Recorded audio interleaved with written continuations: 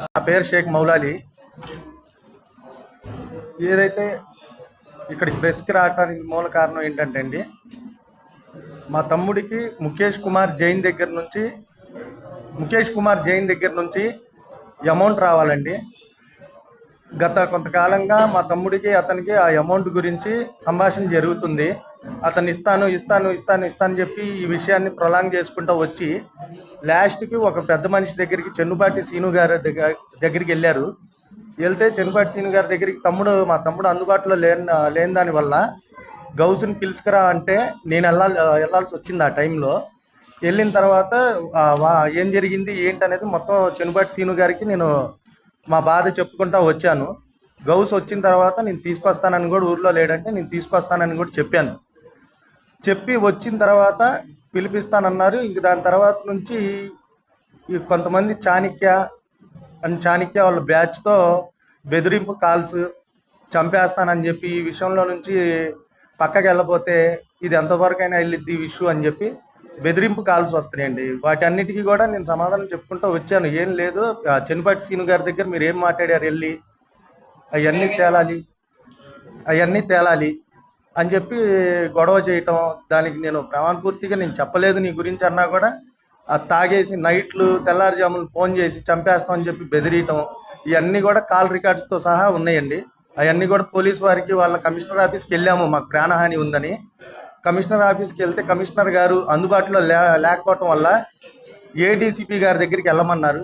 ADCP గారి దగ్గరికి వెళ్ళి మా ప్రాబ్లం ఏంటో చెప్పుకొని మేము సార్ మా ప్రాబ్లం సాల్వ్ చేయండి సార్ అని చెప్పి కోరాము. ప్రాణహాని ఉంది సార్ మాకు అని చెప్పి. భవానీపురం వెళ్ళినా కూడా వాళ్ళకి సపోర్ట్ ఉందని చెప్పి ఆ భయంతో కమిషనర్ ఆఫీస్కి వెళ్ళటం వల్ల అక్కడికి వెళ్ళిన తర్వాత ఏడీసీపీ గారికి కలిసి మాట్లాడుకొని మా ప్రాబ్లం మొత్తం చెప్పుకొని వస్తే భవానీపురం స్టేషన్ నేను ఇన్ఫార్మ్ చేస్తానమ్మా మీరు వెళ్ళండి అని చెప్పారు. మా తమ్ముడికి అమౌంట్ ఇవ్వాలండి. ఆ అమౌంట్ గురించి లేకుండా దీనికి తప్పదారి బట్టి గొడవల్లాగా తీసుకురావాలి, లేదా వేరే రకంగా రౌడీజంగా తీసుకురావాలి అని చెప్పి బెదిరింపు కాల్స్ వస్తున్నాయండి. ఆ డబ్బుల విషయం ఏంటండి అంటే, ఫస్ట్ నువ్వు గౌసిని తీసుకొస్తే మాట్లాడదాం అంటున్నారండి. దాన్ని షేక్ గౌస్ అండి.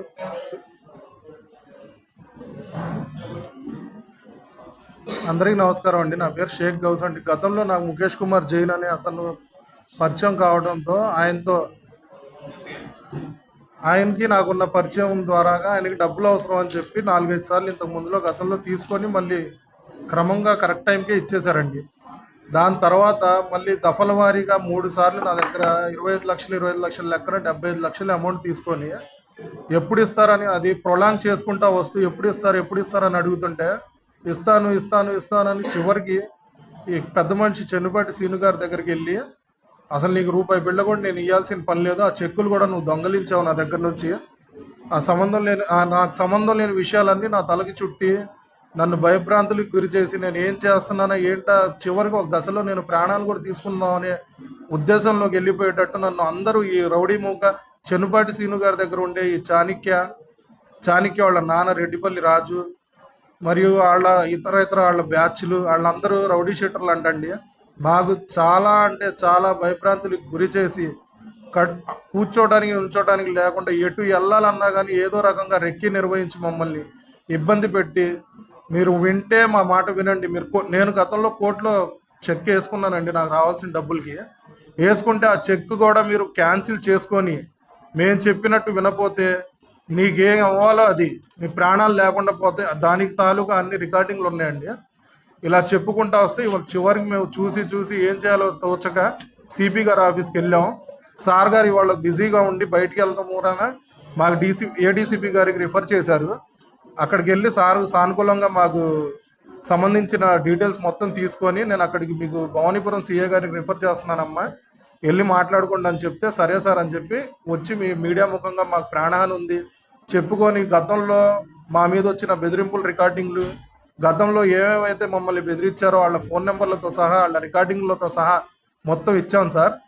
మళ్ళీ ఫ్యూచర్లో కూడా ఏమన్నా మాకు ఇబ్బంది కలిగినా కానీ ఫలానా ఎవరెవరైతే ఈ రెడ్డిపల్లి రాజు, రెడ్డిపల్లి చాణక్య మమ్మల్ని ఎవరెవరైతే ఇబ్బంది పెట్టారో ఆ రికార్డింగ్లో ఉన్న వాళ్ళే పూర్తి బాధ్యత వహించాలని చెప్పి కోరుకుంటూ మీ మీడియా ముఖంగా చెప్పుకుందాం అని చెప్పి వచ్చాను సార్.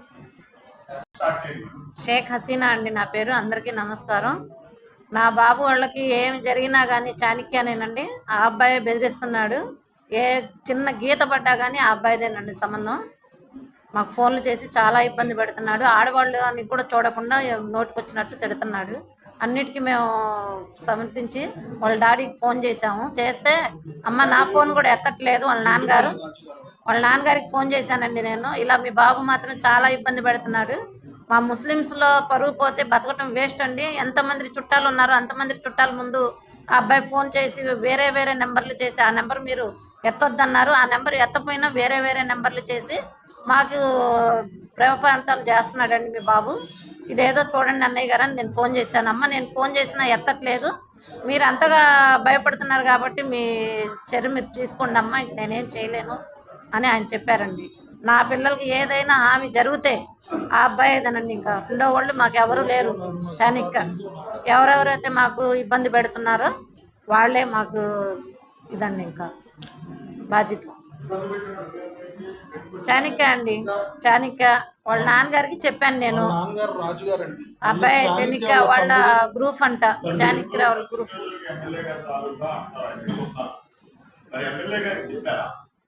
మాకు మేము వెళ్ళడానికి కూడా యాక్సెస్ లేదు సార్.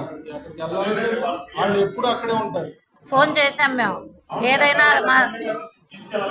ఫోన్ చేసామండి మేము. దీంట్లోనే ఉన్నామండి మేము. ఎమ్మెల్యే గారి దృష్టికి కూడా తీసుకెళ్దామని చెప్పి అదే ప్రయత్నాల్లో ఉన్నాం మేము కూడా.